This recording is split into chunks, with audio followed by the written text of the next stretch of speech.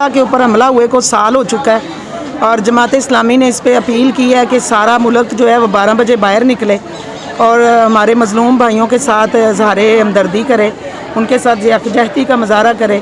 और हम ये मुतालबा करते हैं कि यहूदियों ने जो सफाकियत का मुजाहरा किया हुआ है, यूएनओ की जिस दिन इजलास हो रहा था उस दिन भी हमले जारी थे और उन्होंने जो पेश किया है ना अपना नक्शा, उसमें मक्का और मदीना भी शामिल है, अरब दुनिया भी शामिल है।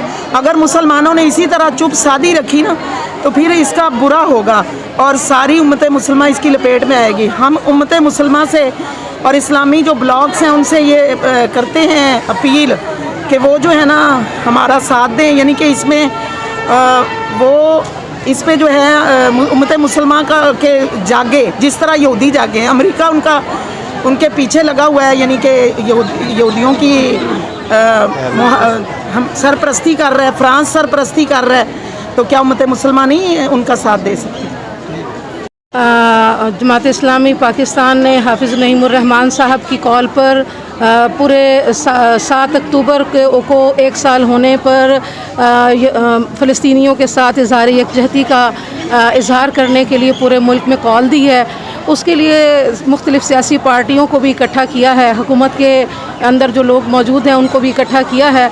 लेकिन ये हम सब अवाम दुनिया के फ़लस्तीनियों के साथ हमारे दिल धड़कते हैं, लेकिन इसके बावजूद हुक्मरानों के अंदर जो 20 लाख के करीब जो है वो लोग जो हैं वो शहीद हो चुके हैं, उसमें औरतें और बच्चे बहुत ज़्यादा हैं और पूरी दुनिया जो है वो खामोशी की चादर ताने हुए सुकून से अपने अपने घरों में सो रही है।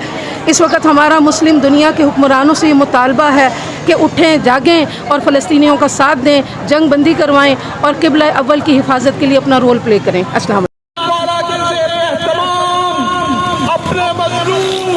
फ़लस्तीनी भाइयों के साथ इज़हार यकजहती के लिए और क़िबला अव्वल इज़हार यकजहती के लिए आज इस्राईल की बर्बरियत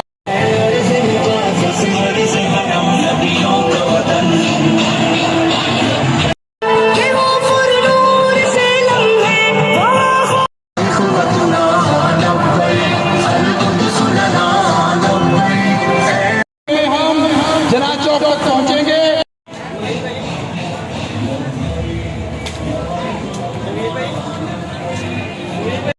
आप मूव करें, आगे मूव करें। के अंदर शरीक हो जाए और अपने फ़लस्तीनी भाइयों के साथ हम जना चौक तक पहुंचेंगे।